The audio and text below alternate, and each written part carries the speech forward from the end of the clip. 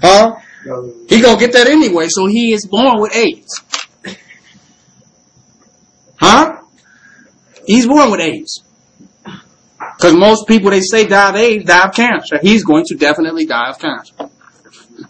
So he has AIDS anyway. The white man is AIDS.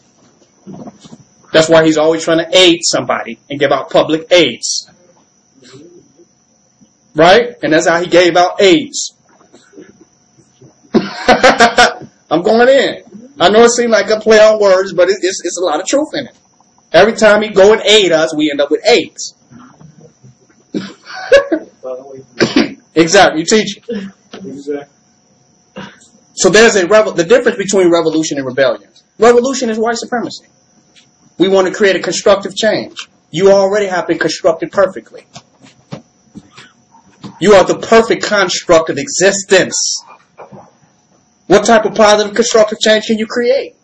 Grandmama said if it ain't broke, don't fix it. We're not broke.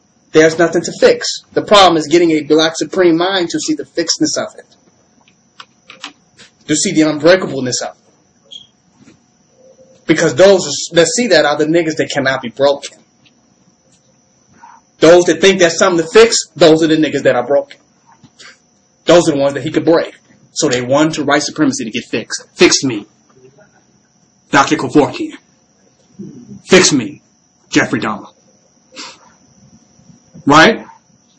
Fix me. Michael Jackson got fixed. The white man fixed him. He had problems, inadequacies, and his ass got fixed. That's what he had. He got $1 million for. Michael Jackson, you spent $1 billion to get fixed by the white man. And he fixed his ass all right. I'm teaching. So, we must be rebels, not revolutionaries. We must be rebels. Rebel solutionaries. Because being a rebel is the solution. Rebel against white supremacy. That's our only job. That's our only job. Not to fix our situation with a white mind. And take on the mind of fixing something, which is white supremacy. He always trying to fix something. But rebel against white supremacy. Rebel against capitalism. Rebel against individualism. Rebel against Christianity. Rebel against Islamic imperialism and being Arabized. Islam. Rebel against his social ethics, his pathologies. Rebel against his legal system. Rebel against the white man. And black sovereignty is a successful rebellion. Not a revolutionary construct. Not a revolutionary ideological intellectual strategy. But sovereignty is the byproduct of a successful rebellion. Do y'all hear me? You can't even be a revolutionary. There will be no constructive change until you are able to rebel against everything that is opposite to the reality that you want to live in. You have to be a rebel before you can even have a revolution. You got rebels, revolution happens. Anyway, what we call revolutionaries are just entities that are have ideologies. And these ideas about how things could be better and we can create this change that we want and create the perfect world the way we want it to be and change things. But somehow we got to use white supremacy temporarily to do it. We got to use white supremacy to do it. Because a revolution means a gradual change. A rebellion means hell no right now. Hell no now. No. Capitalism, no. Christianity, no. White supremacy, no. White education, no. Well, revolution, we can get smarter and get the information and put it together and work with the proletariat and the bourgeois and get the information and get the leaflets and the pamphlets and get that. No. If you can say no to the white man right now, to all of his shit, a revolution have just took its complete. Exactly. The revolution has completed right there within your existence, completely. And you are an example on a microcosmic level of the macrocosmic revolution. And if you can't be an example of that right now as an individual completely, then you might as well go back to church. It is mythology. It is not practical. It is not something that we can even say can happen. Everybody should do this. You can't do this. You cannot say no. So we cannot have a world that says no to white supremacy. It's not even possible. You can't do it right now. Who's to say that it can happen? And so we can do it. It takes a black supreme mind to do that. Because the black supreme mind is the only real reason to do it. Because without a black supreme mind, white supremacy is actually better. The food is better. The restaurants are nicer. Without a black supreme mind, honestly, white supremacy is better. Capitalism is better. It is. I mean, you get money and you can spend it. Right? It's better. You go into McDonald's and you just drive through. And you eat. It's better. Right? You don't have to do anything. They do everything for you. You just go to work, you punch in, and they tell you what to do 9 to 5. It's better. I don't even have to think. So until you have a black supreme mind, black supremacy will not make sense to you. Because your logic is white supremacist. So white supremacy is logical. So if we say, we fuck capitalism, fuck the white man, you're going to say, well, that doesn't make sense because how am I going to do this? That's the white man talking. That is the white mind that is talking, that is justifying itself. The walk-in. Right? The white entity. The host. Well, that doesn't make sense. Because if I can't do this, how am I going to do that? You got to get him. You got to have an exorcist. You got to get rid of him. Say, I can't. If I do that, then it's not going to work. How can I see the black woman as a queen and a god, and if I do that, then she'll take all my money? Do you hear me? But in ancient times, from an ancient Akashic paradigm and Akashic perspective, these things were obvious. You didn't have to not learn this. You did not have to listen to 50,000 hours of lectures. This was apparent. So we're talking about you getting back to that apparent mind. A parent, the mother and father of civilization mindedness, becoming a parent to you. You follow? Your parent mind, where black supremacy is apparent. You are the parents of the universe. This was apparent to us at one point. Do you feel me?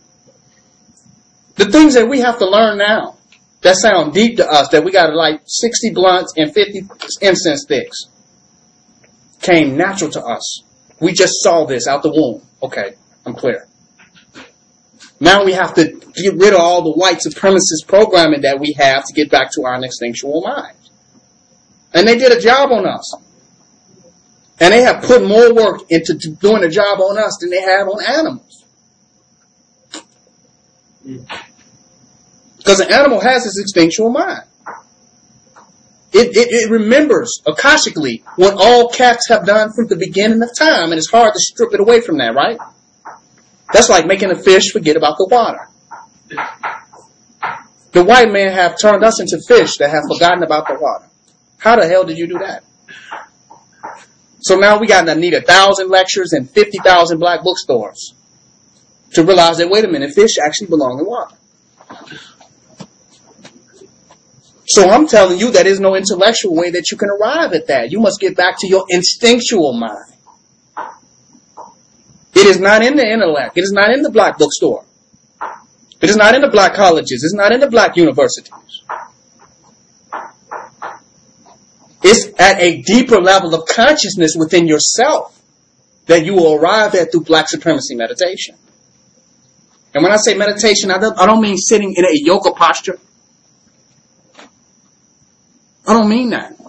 I mean black supremacy becoming a predominant focus of your mind throughout the day. Where you find yourself building on that more than anything. More than reminiscing, more than being sentimental on what you did when you was a child. You know? Remember when we used to eat that candy? You feel me? I'll sure remember that. Black supremacy becomes the predominant meditation in your mind.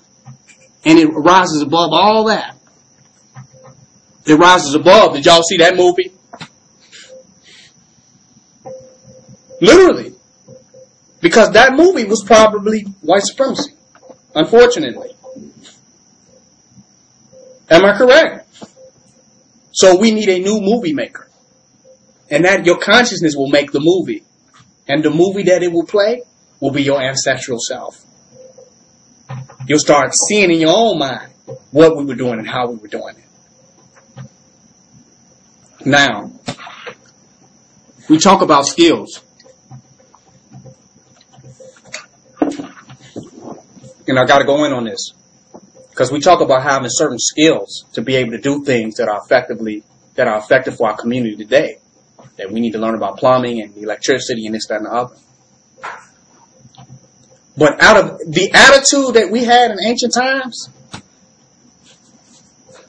made a certain knowledge available to us. The way we approach reality, certain things came faster to us on how to put things together. That's how we built the pyramids. We didn't build it as mathematicians. It was our whole approach to reality that made this a simple thing to do. You follow?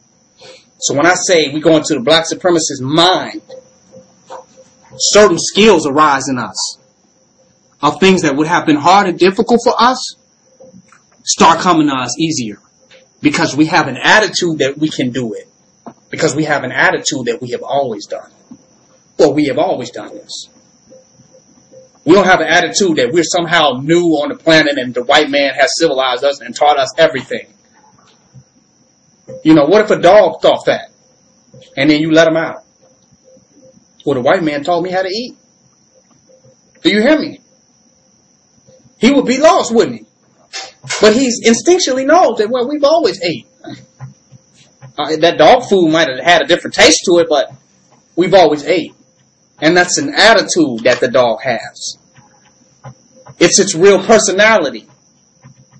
It's its most efficient survival. That's his real attitude. We don't have an attitude of our most efficient survival. We have an attitude of our most dependent state.